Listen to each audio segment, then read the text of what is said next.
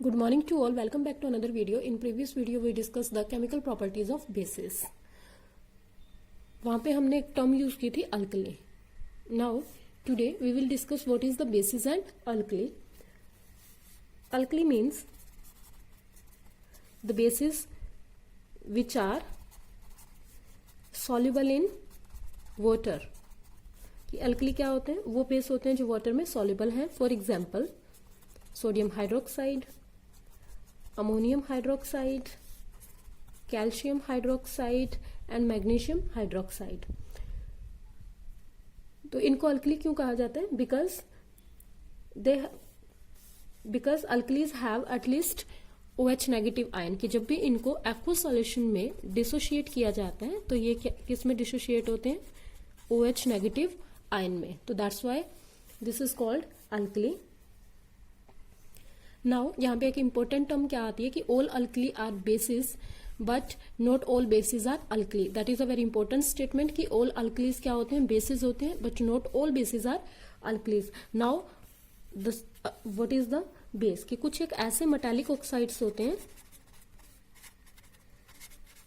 For example Na2O, K2O, जो OH ions को dissociate नहीं करते हैं बट फिर भी उनको हम क्या बोलते हैं? बेस. तो हमने एसिड और बेस का कंसेप्ट किया था अकॉर्डिंग टू आर्हेनियस थ्योरी, कि जो एसिड और बेस की हमने डेफिनेशन की थी कि एसिड्स क्या होते हैं? Which dissociate into H positive ion in aqua solution, और बेस क्या होते हैं? Which dissociates into OH negative ion in aqua solution. एक और साइंटिस्ट थे, दैट इज ब्रोंस्टीड लोरी. तो ब्रोंस्टीड लोरी ने क्या कहा था कि एसिड्स क्या होते हैं? One which can donate H positive और which can donate proton. And base क्या होते हैं? Base is one that can accept a proton. तो according to Bronsted Lowry concept, base कौन से होते हैं? जो प्रोटॉन को एक्सेप्ट करते हैं. So all alkalis are bases, कि सभी अल्कलीज बेस हो सकते हैं but not all bases are alkalis, कि सभी बेस ऐसे नहीं होते हैं जो वाटर सॉल्युबल हों. सो ये हमारा एक बेसिक सा कंसेप्ट था. Now today's topic is strength of acid and base solution या pH स्केल. कि हमें एसिड और बेस सॉल्यूशन की स्ट्रेंथ का पता कैसे चलता है कि which one is a stronger acid और वीक एसिड. हमने एसिड और बेस को चेक करने के लिए लिटमस पेपर का यूज किया था. So litmus paper test only indicates whether a solution is acid और अ बेस. इससे ज्यादा उससे कुछ भी नहीं पता चलता है. So the acid is a strong acid और वीक एसिड, और the base is a strong base और अ वीक बेस. इसके लिए हम pH स्केल का यूज करते हैं, हम लिटमस टेस्ट का यूज नहीं करते हैं. तो pH स्केल क्या है? कि pH scale is that which will give you the strength of acid and base. So the definition of pH scale is a number by which negative power of 10 has to be raised in order to express the concentration of hydrogen ion of the solution. कि pH of acid क्या होता है? अगर हम इस definition को समझते हैं तो pH ऑफ एसिड क्या होगा?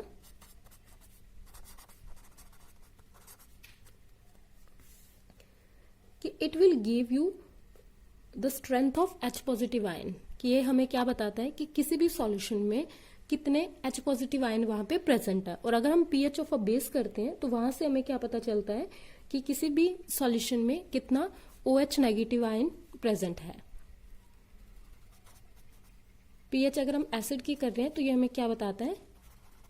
Concentration of H positive ion in solution. और बेस क्या इंडिकेट करेगा? Concentration of OH negative ion in a solution. So the pH of acid is, definition क्या कहती है कि pH ऑफ एसिड क्या होता है? Minus logarithm of H positive. की हमें किसकी कंसंट्रेशन बता रहा है? H पॉजिटिव की कंसंट्रेशन बता रहा है. सिमिलरली बेस की pH जब हम निकालते हैं तो उसको क्या लिखेंगे? POH of a base. ये किसकी कंसंट्रेशन हमें बताएगा? Concentration of OH negative ion. So इसको हम कैसे लिखेंगे? Minus logarithm of OH negative. Clear? तो यहां से हमें बेसिकली क्या पता चलता है कि अगर pH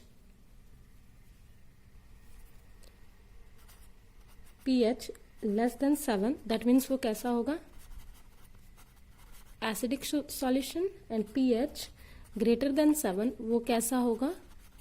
बेसिक सॉल्यूशन और किसी की पीएच अगर होगी equal to 7, that mean this is a neutral solution. Next is a universal indicator. Universal indicator is a next concept to check the strength of acid or base.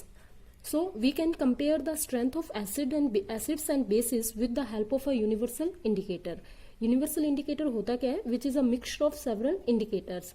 इससे भी हम strength निकाल सकते हैं क्योंकि एक एक पीएच वैल्यू में डिफरेंट कलर होता है. यूनिवर्सल इंडिकेटर पे क्या होता है?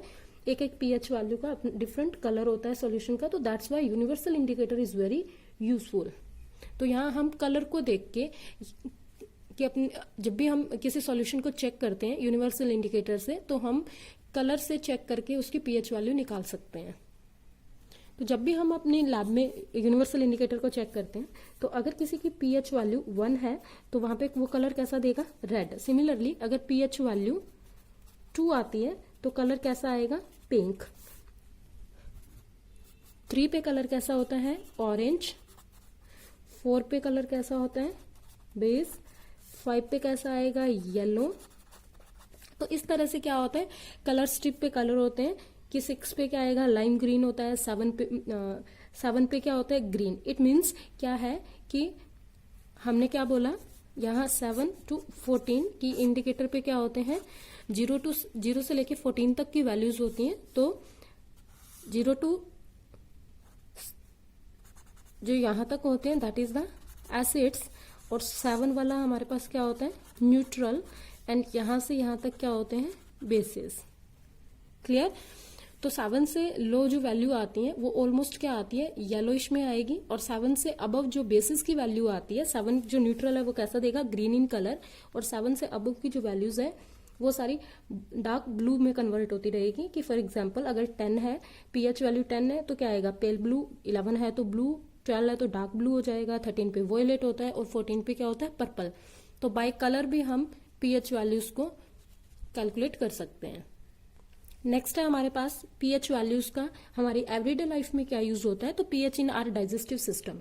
तो वी ऑल नो कि हमारे स्टमक में क्या होता है? HCl, डाइल्यूट HCl प्रेजेंट होता है. हाइड्रोक्लोरिक एसिड एक फिक्स्ड अमाउंट में, एक प्रॉपर अमाउंट में प्रेजेंट होता है. तो अगर HCl का अमाउंट एक्सेस हो जाता है, एक्सेस एसिड इन स्टमक, तो वो क्या करेगा? एसिडिटी कोज करता है, मीन्स इनडाइजेशन कोज करेगा.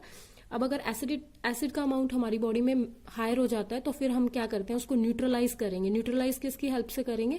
बेस की हेल्प से. बिकॉज वो हमारी बॉडी के अंदर इनडाइजेशन क्रिएट कर रहा है अगर एक्सेस अमाउंट है. तो फिर हम एंटासिड का यूज करते हैं. और एंटासिड्स क्या होता है? जब भी एसिडिटी होती है तो हम उसको क्योर करने के लिए यूज क्या करते हैं? एंटासिड. एंटासिड क्या होते हैं? जिनके अंदर OH नेगेटिव आयन होता है. कि जो बेस होते हैं, फॉर एग्जांपल कौन कौन से हो सकते हैं? मैग्नीशियम हाइड्रोक्साइड हो सकता है. Magnesium hydroxide is also known as milk of magnesia. And sodium hydrogen carbonate हो सकता है जिसको हम क्या बोलते हैं? Baking soda.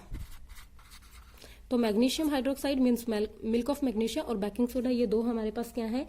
Example of a antacid. तो एंटासिड लेके हम एसिडिटी को क्योर कर सकते हैं. The second one is tooth decay caused by acids. कि एसिड्स क्या करते हैं? हमारे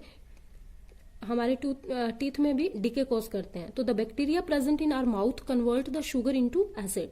when the pH of acid formed in the mouth fall below 5.5. कि जब भी हमारे माउथ की जो पीएच है वो 5.5 से बिलो फॉल कर जाती है, tooth decaying start. The excess acid has to be removed by cleaning the tooth. क्योंकि 5.5 अगर पीएच वैल्यू आ रही है, इट मीन्स क्या है? हमारे माउथ में एसिडिक लेवल इंक्रीज हो रहा है. नेक्स्ट हम क्या करेंगे? अगर हम ऐसा टूथपेस्ट यूज कर रहे हैं जिसके अंदर क्या होता है? बेस होता है, बेसिक इन नेचर. तो गुड क्वालिटी का अगर ऐसा कोई भी टूथपेस्ट है बेसिक इन नेचर, तो वो क्या करेगा? न्यूट्रलाइज करेगा माउथ की पीएच को. तो दैट आर द